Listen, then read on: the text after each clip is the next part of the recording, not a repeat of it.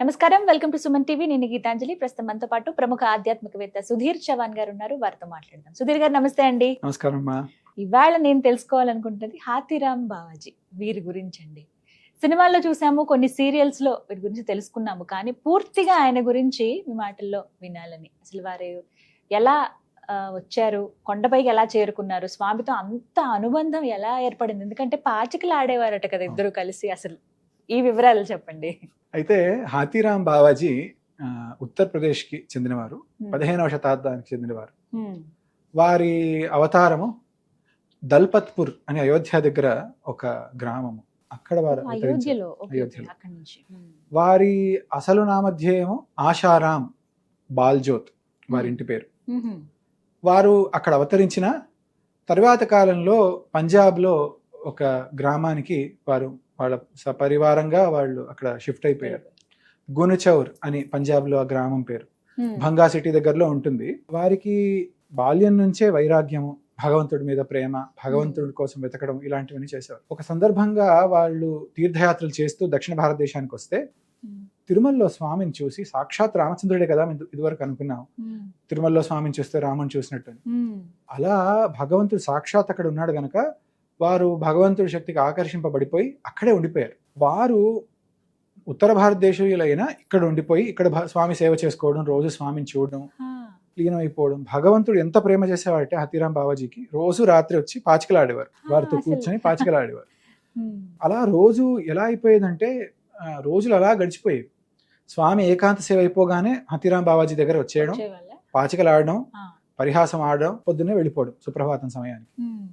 ఒకరోజు పాచికలు ఆడుతూ ఉండగా సుప్రభాతానికి వేళైపోతే కౌసల్య సుప్రజ రామ పూర్వ సంధ్యా ప్రవర్తితే అని మొదలైపోతే భగవంతుడు పరిగెత్తాలి కదా, మర్చిపోయి ఒక ఆయన ఆభూషణం అక్కడ మర్చిపోయి వెళ్ళిపోతారట ఆలయానికి. వెళ్ళిపోతే ఆలయం తెరిచిన అర్చకులు స్వామికి ఆభరణం లేదు అక్కడ, ఎక్కడ మాయమైపోయిందని చెప్పేసి అక్కడ ఉన్న మహారాజుకి చెప్తారు. మహారాజు ఒక ఎంక్వైరీ పెట్టి అంతా వెతకడం మొదలు పెడతారు. వెతుకుతూ ఉంటే అర్చకులకి ఇంకో అభాండం ఏముండేదంటే వీళ్ళు హాతీరామ్ బాబాజీ మీద రోజు వచ్చి తదేకంగా స్వామిని చూస్తున్నారు, ఆయనే తీసుకున్నాడేమో అనొక ఆలోచన ఉండేది అక్కడ కొంతమందికి. అయితే ఇలా అయిపోయిన తర్వాత ఈ ఆభరణం కూడా అక్కడే దొరికింది హాతీరామ్ బాబాజీ దగ్గర. దాంతో ఆయన పట్టేశారు, అంతే పట్టుకున్నారు.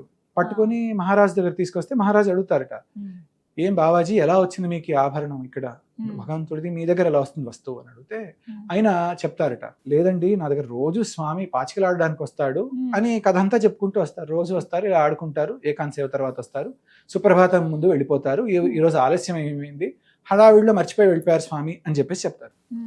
ఎవరికి నమ్మశక్యం అవుతుంది ఈ విషయము?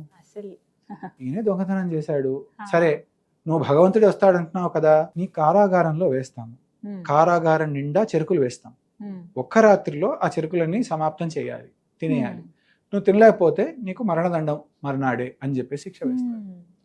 ఇంత పెద్ద శిక్ష వేసేశారు. హాతీరామ్ బావాజీకి అసలు దీని గురించి అసలు ఏమీ ఆలోచించాల్సిన అక్కర్లే, భగవంతుడి మీద భారం, వెళ్ళిపోయి భగవంతుడిని ధ్యానం చేసుకుంటూ పడుకున్నారు. ఆ రాత్రి ఆ కారాగారంలో ఏ సందులోంచి కూడా ఏనుగు దూరేంత అవకాశం లేదు.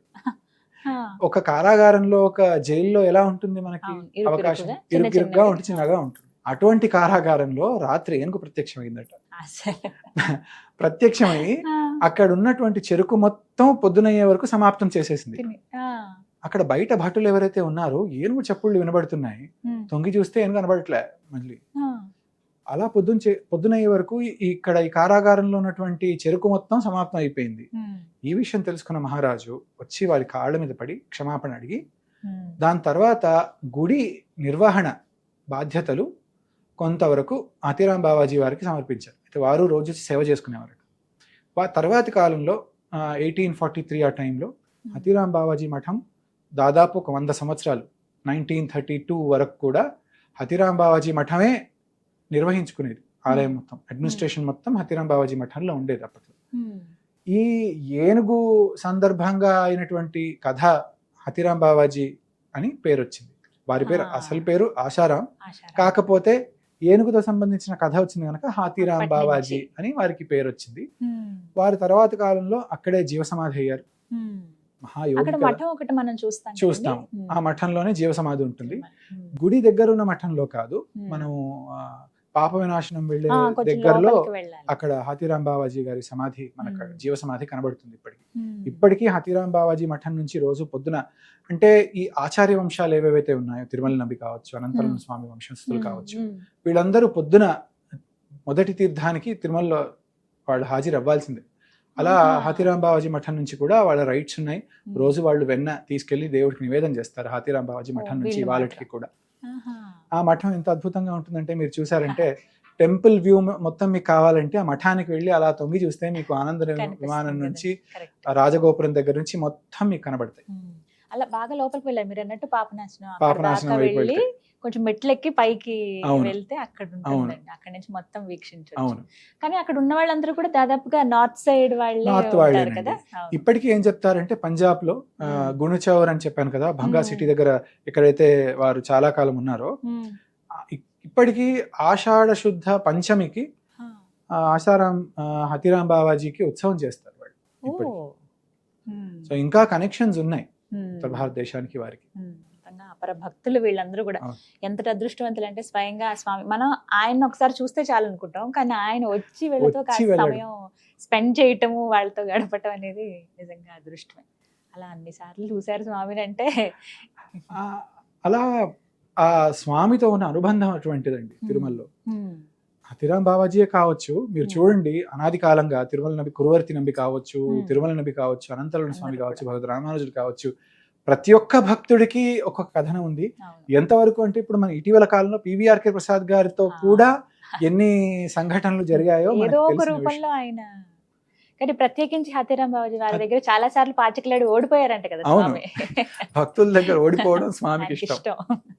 నిజమే. అంటే కొన్ని సినిమాల్లో ఎక్కువగా మనం చూస్తాం, కానీ కొన్ని సన్నివేశాలు, కానీ ఇవి చూసినప్పుడు ఓహో, భక్తుల చేతిలో ఓడిపోవడానికి కూడా సిద్ధమైన ఆయన అని భక్తుడు అనిపిస్తుంది. సులభుడు కదా, నిజం. భక్తే కావాలి. కరెక్ట్.